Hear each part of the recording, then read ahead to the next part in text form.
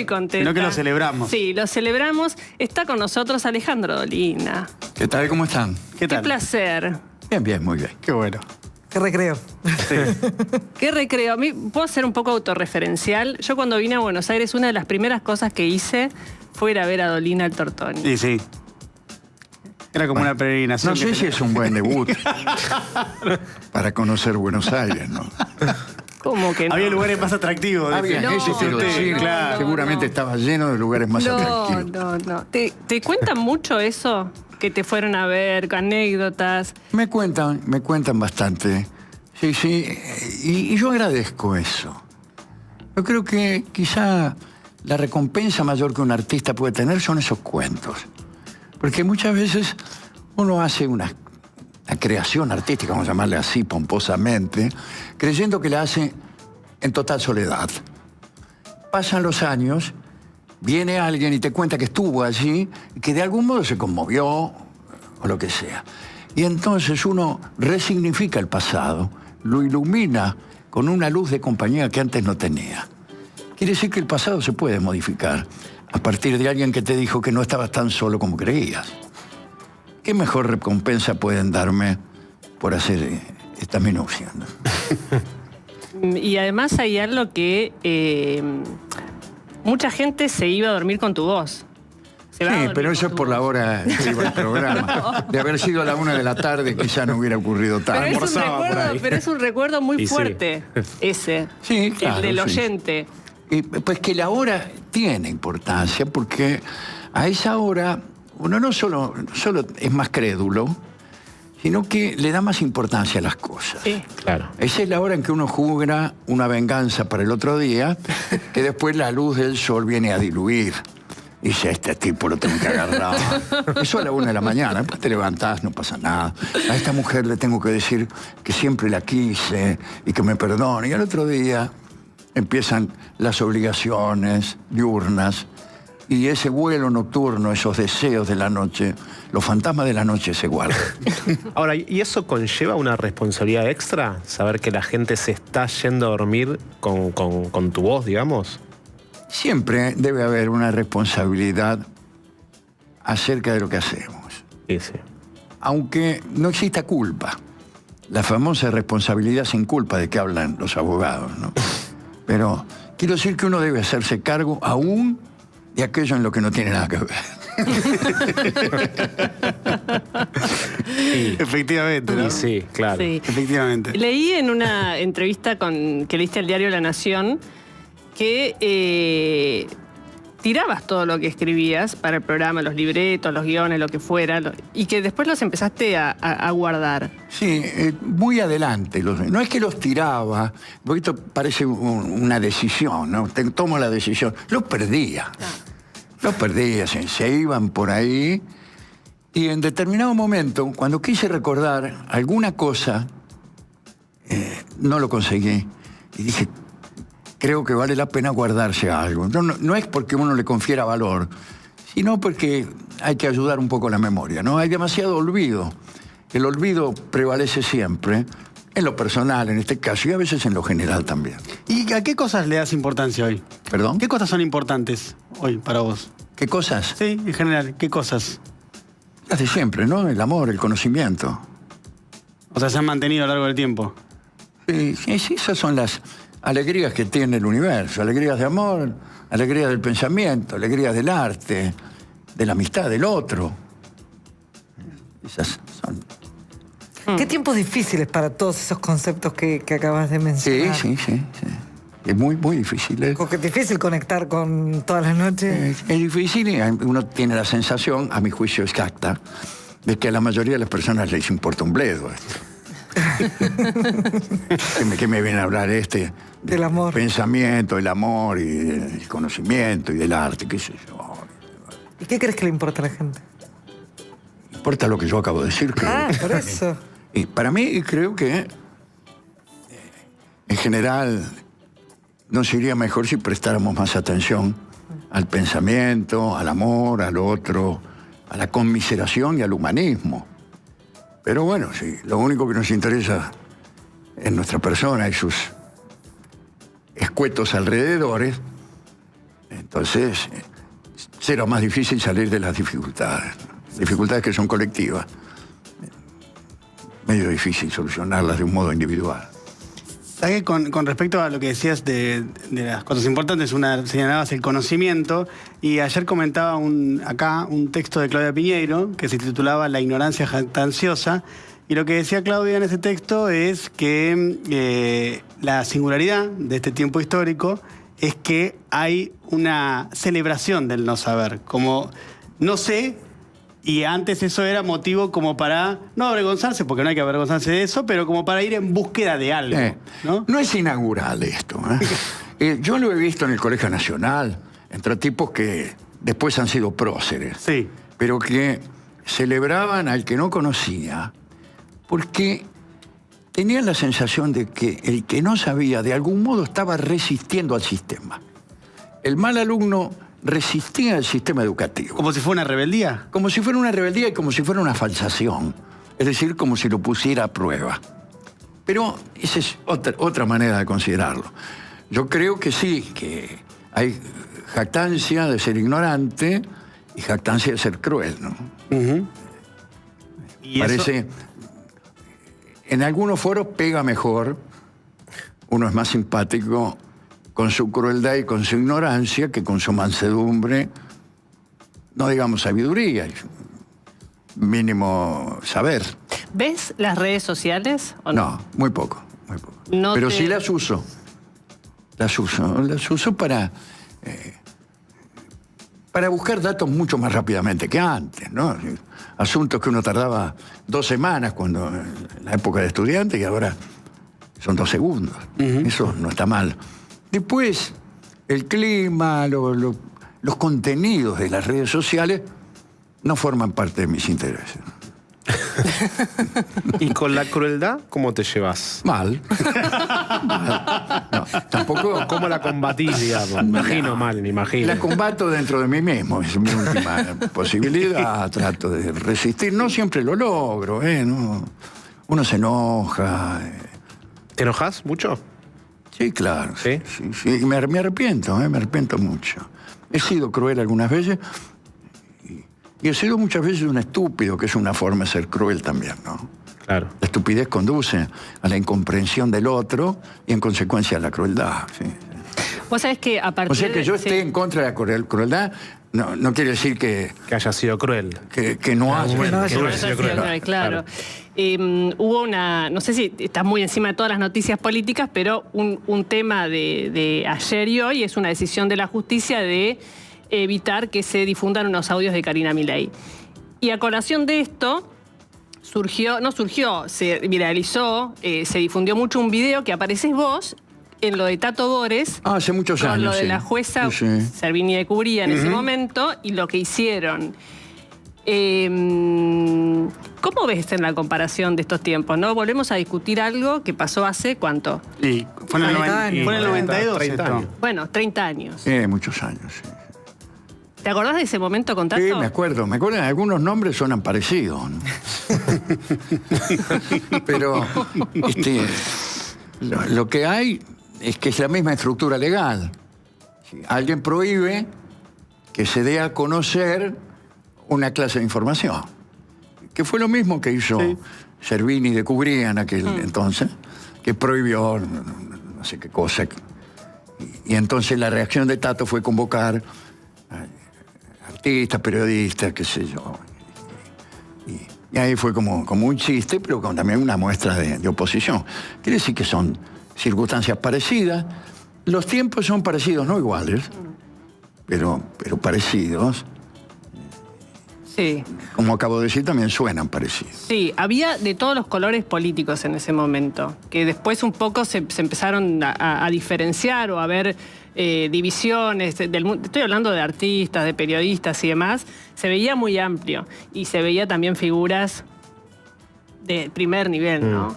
Es raro la dispersión y el cambio de bandos. Sí. Es una cosa que se produce, pero también cambia las circunstancias, de manera que uno no puede exigir una continuidad adamantina del pensamiento de cada uno. Sí. Yo he tenido la suerte de ser tan poco imaginativo que siempre se me ocurren más o menos las mismas cosas, pero otras personas tienen mentes más brillantes y entonces cambian de bando. Hace nada se cumplieron 105 años de la radio, digamos, de la primera transmisión radial. Vos obviamente seguiste haciendo radio, pero además también incursionaste en el streaming, digamos, ¿no? Un poco sí, un poco sí. ¿Cómo es esa experiencia? Es igual que la radio. Con la única diferencia que Con tiene la radio tiene una cámara. Es con cámara. O sea, viene a hacer televisión de bajo presupuesto. No Sí, veo no, ninguna. acá hay mucha producción. Sí. Sí, claro, es verdad. Más que en algunos canales. Pero ¿te gusta que...? Todo, que me gusta la gente que piensa y habla bien. Después no sé si me gusta la radio como institución. Entrada que dice Radio Belgrano, LR3. No sé si eso... Pero eso para mí no tiene magia ninguna. Eso que dicen que la radio es mágica, como medio, como invención. Mentira, el mágico es el tipo que está adelante. Carrizo es mágico. Un pianista que viene a tocar por radio produce un milagro, pero es un milagro pianístico, no radial. No es que es Yankelevich el mejor pianista que ha existido. No. De manera tal que me parece que en lo técnico los medios presentan algunas innovaciones bastante módicas. Que es cierto que pueden ser más drásticas que las modificaciones conceptuales de los que hablan, pero yo confío en el tipo, ¿eh? En la tipa que está hablando. No, por supuesto. Por supuesto. El tipo Por supuesto. tipa. No caigamos tampoco No tiene la tipe, en estar a la casa policial de... ¿Qué te pasa con eso? ¿Con eso? Sí, con... Yo creo todo lo que creen todos, pero me parece que no pasa por decir todos y todas. No pasa por ahí, pasa por otro lado. Es más, decir todos y todas es más incómodo que decir todos. Que es el tipo que dice todas y todas y después comete las más tremendas vilezas. Sí. Bueno. Sí, tal cual. Estás con un proyecto nuevo a punto de estrenar este jueves, si no me equivoco. Este jueves estrenamos algo que podría llamarse una obra de teatro en El Picadero, con Cora Barengo, que es una actriz y poeta. Y después, fuera del escenario, está Pompeyo Diver. Hay muchos colaboradores muy importantes. Está mi propio hijo, Ale Dolina, que ha hecho la música incidental. Pero yo quisiera decir esto, que es mejor que andar con datos de ficha técnica, ¿no? Alguna vez uno oye preguntar ¿para qué sirve la poesía? El que lo pregunta está suponiendo que no sirve para nada. Claro, no sirve para nada a los fines mercantiles. Pero esta pequeña obra propone no una teoría, una intuición, que es que la poesía sirve para modificar el destino. Para modificar el destino. Porque hemos descubierto, cuando digo hemos, pienso en Darío Steinreiber, con quien hacemos un espectáculo filosófico. Sí. Él filosofa y yo le digo que sí. Y de vez en cuando un no. Claro. Para estimularlo. Claro. Ahí aparece una cosa que es el ser humano frente a los mandatos. O frente al destino, si vos querés. Frente al destino que nos hace trampa. El destino es comediante. Nos hace trampa, se burla, nos hace creer una cosa cuando es otra. Pero también está el sistema que nos obliga, que nos escribe los libretos, que nos dice lo que tenemos que hacer y que querer. Y no se puede huir de eso. No se puede, ni siquiera de los engaños que el sistema perpetra, porque nuestra mente está hecha para ser engañada y para engañar. Entonces, ¿cómo hace uno para no hacer lo que pretenden obligarnos a hacer? Cosa que ni siquiera sabemos. Y lo mejor es darle otra lectura a esos mandatos, a esos oráculos que nos dicen lo que tenemos que hacer. ¿Cuál es la otra lectura? La poesía, el arte, que ilumina el mandato de otra manera. Pero la única mala noticia es que la poesía también es engaño. Quiere decir que nuestra única esperanza es una luz, acaso falsa, que ilumina ese destino inexorable, que parece inexorable. Y la única forma de que a lo mejor no sea inexorable es tiñéndolo de poesía. Ese es el tema de la obra, que se llama La noche extraviada o Los libretistas del mundo. Y es un tipo que recibe cada día su libreto. Le dicen lo que tiene que hacer. Y lo que tiene que hacer es dar unas conferencias de porquería. Durante la conferencia se le aparecen algunas mujeres que tratan de guiarlo por otras luces. Hasta que él se resiste y quiere reemplazar esos libretos por otros. Hasta que se da cuenta de que todos los libretos son el mismo. Genial. Yo te voy a sí, verla. yo también tengo ganas de verla. Sí. Sí, pero después nosotros tratamos de hacerla y nos equivocamos. Hacen todas esas No, pero así cosas. como está genial. ¿No? Por lo Eso menos. estará en el Picadero Es el un gran jueves, libreto. Claro, a las claro. 10 de la noche, es medio tarde para la gente decente. Pero va a estar. Pero va a estar todos los jueves. Todos los jueves. Va a estar todos los jueves.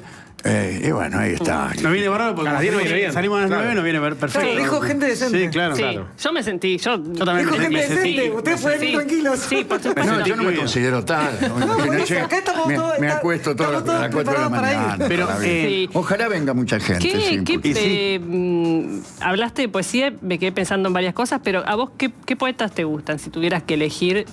Ah, está muy bien. A ver. Bueno, primero los clásicos. Vamos con los clásicos.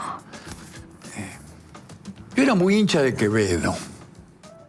Pero me parece ahora que me gustaba esa especie de barroquismo, eso de rizar el rizo, esa cosa enrevesada de Quevedo. Me gusta mucho Pessoa. Pessoa es el poeta que más me gusta, hoy. Yo todos los días cambio. A veces me preguntan, che, ¿qué canción te gusta más? Y la voy cambiando todos los días. Pero Pessoa está de turno 9 de Hace cada un 10 tiempo. días. ¿Y hoy por qué está de turno, Pessoa? ¿Cómo? ¿Por qué está de turno? No, está de turno por méritos anteriores. Sí, ¿no? sí, No sí. porque los haya Lo entendí eso, acreditado pero- hoy. Y pero- porque Pessoa tiene la angustia, la misma angustia que yo comparto. Cuando uno comparte la angustia con alguien, es más fácil compartir su mérito poético, su genio poético. Alguien que dice, habla del pasado, de haber perdido, y dice, en aquella época en que estamos, que todos estaban vivos. Ahí está la angustia ante la muerte de la que habla Stan River cada vez que se lo preguntan, o incluso cuando no se lo preguntan. El poeta que traduce en términos poéticos esa angustia es Pessoa hoy. Claro. Sí. Te preguntan mucho sobre la muerte. Me preguntan porque yo también he Sí. escrito mucho Sí. y entonces les parece que yo esté pensando todo el tiempo en eso. No es verdad, estoy pensando en la vida. Pero cuando uno piensa y ama mucho la vida, enseguida tiene que pensar en la muerte. Yo me quiero quedar aquí con todo esto que estamos describiendo. Yo creo también que la vida es hermosa. Que la vida no me quiero ir. ¿Qué es esto? ¿Te angustia eso? Claro que sí. Eso es la angustia. No otra cosa, no hay otra angustia. Todas las otras angustias son de algún modo metáforas de la muerte, la ausencia, la soledad. La nostalgia. ¿Y esa angustia cómo la combatís? No la combato. No la combato por imposible. Entonces, uno tiene que acostumbrarse a vivir con angustia. Si es que alguien... Y olvidarse. Sí, pero además a lo mejor no somos mucho más que angustia. Decía un verso, inescrutables corazones, somos solo angustia y nada más. Somos eso. ¿Y qué disfrutas de la vida, Alejandro? ¿Qué disfrutas? Lo que dije antes, El amor, el conocimiento, el amor en toda su forma, ¿no? El amor, así como uno conoce a alguien, le gusta, y va, fenómeno, eso sí. Pero también el amor de los hijos. El amor de todas las personas que están cerca, sí, sí. De lo que han sido también mis padres, ¿no? Pero esa es una angustia. Esa es una angustia, Claro. lo perdido. Claro. Lo perdido. Pero sí disfruto, y de cosas concretas disfruto también mucho. ¿El fútbol? Eso. El fútbol lo disfruto también, sí, claro. ¿Seguís jugando? Sí. Sí, sigo jugando, sí, sigo jugando todavía. Cada partido puede ser el último, pero Leí por ahí Es que eras una medio, angustia. leí por ahí alguna crónica que eras medio puteador en la cancha. soy menos ahora. Ah, ok. A medida que va disminuyendo mi rendimiento, una cierta culpa me hace amainar Claro. mis maldiciones. ¿Pero puteabas desenfrenadamente antes? No, o- no. Eran Para ordenar. puteadas ¿O eras quirúrgico? absolutamente técnicas. Que Por ordenaban al ejemplo, equipo. no tenés que cerrarte tanto, me caigo en el zar de Rusia. Esas eran. Era ¿no? sofisticado. No, bueno, digo por no decir otra cosa aquí, que no hay partido. Claro. Muy bien. Y alguna vez también te escuché hablar de la figura de Riquelme. Ajá. ¿Qué mirada tenés sobre...? Yo no lo conozco mucho, no. Sí. Saludé 1 o 2 veces nada más. A mí me parece que lo quiero. ¿Y por qué? Vaya a saber, ¿no? A mí me simpatiza la forma en que se maneja. Me simpatiza esa especie de tosudez para no tener miedo de quedarse solo y para enfrentar al mundo con una convicción que él tiene, que admite lunares, posiblemente, pero que a mí me parece que es muy sincera. Y a mí me gustan los tipos así, me gustan mucho. Como Maradona. Y bueno, Maradona era así también. Maradona era así. ¿Vos tuviste trato con Maradona? Tuve bastante trato, Sí. sí. Hay Él- fotos muy lindas Sí, de los dos. sí, hermosas fotos que son Sí. lindos recuerdos. Y él fue muy cariñoso conmigo y muy generoso. Muy generoso. ¿En qué sentido? En el siguiente, por ejemplo, un día me invitó a almorzar a mí y a mis hijos, que en ese entonces tenían, ponerle 12 años y 8 años. Y fueron los, ¿sabés lo que era? Para mí? Furor total. Bueno, que mis hijos no hayan vivido un día más feliz que ese, es para mí un regalo como para haber dicho eso que dije. Claro. Como para hablar de su género. Y se quedó ahí 2 horas hablando con los pibes. Mi hijo mayor ya estaba bastante adiestrado en esa erudición futbolística que parece ser inevitable. Y entonces Maradona y fulano, sí, ese jugaba, che, ¿cómo sabe este? Y el otro volvió a la casa, lo mismo que el más chico también. De manera que esa alegría de mis hijos se la debo a Diego. Como, Claro. como- Y hoy, de lo que hay en la política, ¿hay alguna figura de la política hoy actual que te despierte alguna esperanza? No tanto por defecto de las figuras políticas, sino por defecto de la realidad. Es que no es tan fácil despertar a las esperanzas, que incluso a veces se hacen las dormidas, de puro inteligente. Así que esperanza muchas no tengo, sí tengo simpatía, sí tengo deseos, anhelos. Y hay algunos tipos que por ahí pueden estar bien, pero no es el momento tampoco para que una figura brillante destaque. ¿Quién sabe si le gustaría una figura brillante a mucha gente? Porque decís que no Milei es el- ha ganado las elecciones quizá porque de algún modo se parece al pueblo argentino. Yo no veo que haya una multitud de biotipos que vengan a concitar mi esperanza o mi visión esperanzadora. En realidad, la mayoría de las personas consideradas de un modo estadístico no se parecen mucho a las personas que yo suelo amar, como Riquelme y Maradona. Usted me dirá, pero son 2 tipos bastante pesados. Bueno, no sé. Claro. Ahora, me quedé pensando, lo mencionás a Milei, que claramente hay un sector que lo apoyó, lo apoyan, no sé claro. cuánto. La característica que tuvo es que surgió un poco de manera rápida, se construyó. Antes la carrera de un político era larguísima. Ahora, ¿ves que la velocidad de los procesos es cada vez más rápida y hasta difícil de seguir? Digo, porque De como algunos llega... procesos, de otros no, otros ¿No? son lentísimos. El proceso de reacción Sí. de ciertos sectores de la política argentina ante los sucesos es lentísimo. El proceso de aparición de Milei fue rápido. Los procesos de odio son instantáneos, los procesos de construcción son lentos. Es un poco así, ¿no? No es que todo se hace más rápido. Yo no formo parte del bando más favorecido en estos momentos, así que no. Y Tampoco quiero exagerar Sí. mi papel, Claro.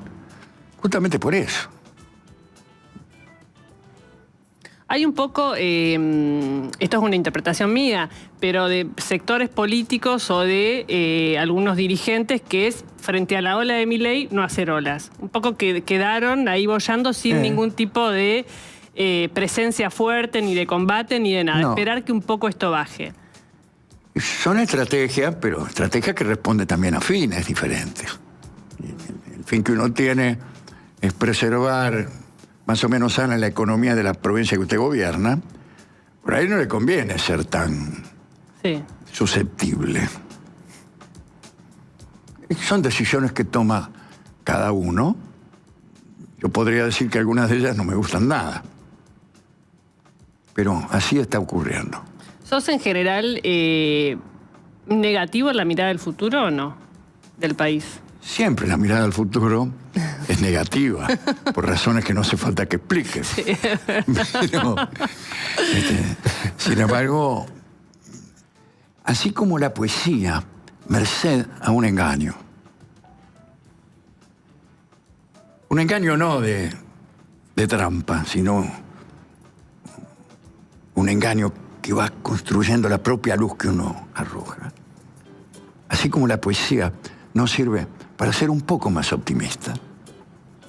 También el humanismo, la empatía, el amor por los que sufren, o por los que no sufren. El amor por los tipos que yo quiero, la gente que yo quiero, mis hijos, qué sé yo. Nos debe dar una lucecita que cambie un poquito el fulgor de la realidad y lo torne, no digo esperanzador, pero de una cierta posibilidad, admitir que existe la posibilidad de que volvamos a encontrar. ¿El arte reacciona o elabora o marca una posición frente a la realidad hoy? ¿La cultura, el arte? ¿O crees que No, que no? no de manera automática. No. Porque si no se perjudica el arte. Tienen que ser de la manera que yo le acabo de decir. Con una luz, con un brillo. Pero si yo escribo un tango que se llama Cuidado porque van a tirar piedras en el acto de Milei, digamos, Hace reír. como advertencia para el que va a ir al acto de Milei, Claro. no sirve de mucho. Y como tango menos. Definitivamente. Claro. No está destinado a perdurar mucho en el tiempo. No. Así que, y generalmente las canciones que más han influido en lo político son canciones que no se lo proponían, que más bien retrataban un estado de ánimo, de descorazonamiento ante la realidad, que no de defensa de las 20 verdades. Bueno, Alejandro, ¿y cómo te llevas con este estilo libertario? Más allá de lo ideológico, saquemos lo político ideológico. ¿Cómo te llevas con el estilo? Vos que sos un tipo que ha contribuido en términos intelectuales y seguís contribuyendo gratamente. ¿Cómo te llevas con la agresividad, con los soez, ¿qué te produce eso? Me produce que no es para mí. No forma parte de mis intereses tampoco. El que quiero, yo no. Acabamos de decir que que yo era bastante generoso en el uso de maldiciones, de manera que incluso en un ámbito específico, el arte de la injuria, diría Borges, también me ha sido revelado con bastante intensidad. De manera que no es que yo me voy a escandalizar porque alguien dice malas palabras. Pero en cambio el arte del odio no tanto. Claro. Y entonces, ahí está, bueno. Son estilos, son maneras, son consecuencias también de estímulos que uno va recibiendo en la calle, en la vida, en la familia, en los medios. En los medios, donde ya el lenguaje que nosotros usábamos en los partidos de fútbol es el lenguaje oficial de los medios de comunicación. Claro. ¿Y qué pasó? ¿Cuándo pasó eso? Fue pasando de a poco, ¿no? Fue pasando de a poco. O sea, dejamos que pase. Y dejamos que pase. Lo peor del caso es que la mala palabra, que es algo tan interesante, va perdiendo, a medida que se generaliza su uso, va perdiendo eficacia. ¿Sí? ¿Para qué sirve una mala palabra en el lenguaje? El nuestro es muy rico en eso. Para escandalizar. Para revolver. Bueno, cuando uno tiene ese propósito literario, recurre a las malas palabras. Ahora, si las malas palabras son, como decía, hemos tenido una larguísima discusión con mi amigo el Negro Fontana Rosa. Si las malas palabras finalmente son iguales que las otras, entonces eso empobrece el idioma. ¿Qué hacemos cuando queremos putear realmente? Claro. ¿Te dan nervios los estrenos o no? No lo sé. Quedaría mejor de... ¿Qué queda mejor? Así que sí. No, pero es evidente que no, porque si no lo sabrías. Claro. Siempre uno está nervioso, pero no en el estreno. Está nervioso cada día. Cada vez que empieza un programa o cada vez que vengo aquí a contestar. Tengo miedo de que suceda un accidente tal que me revele como el imbécil que soy. Y eso puede ocurrir en los estrenos. No ha ocurrido hasta ahora. Pero puede creo que ocurrir. ha ocurrido y yo no me he dado cuenta. Que todos han percibido cuán imbécil soy. Y yo sigo aquí lo más chulo, dándome aires de piola, ¿no? Bueno, sí, hay que tener mucho miedo a eso. Mucho miedo a eso. Claro. Hay un concepto que está... tendríamos que cerrar, pero a mí yo me quedaría todo el día. Pero tiene compromiso, Alejandro. Pero hay un... Perdón, digo, hay algo que está como muy de moda, podemos decir de alguna manera, que es ser auténtico. ¿Cómo?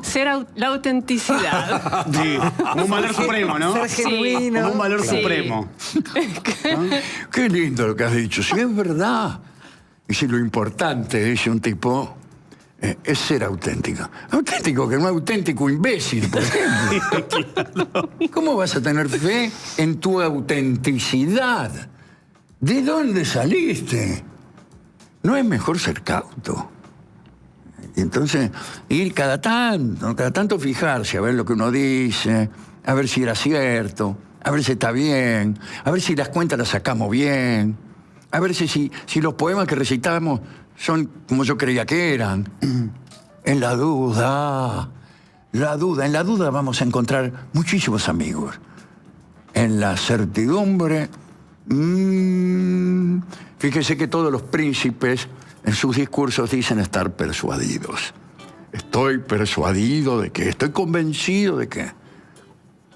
A mí me gusta más el príncipe que no está convencido de nada y en consecuencia somete a falsación todo lo que le dicen. Saca las cuentas, prueba, vigila, mira, vuelve a estudiar algo que ya estudió por si lo estudió mal.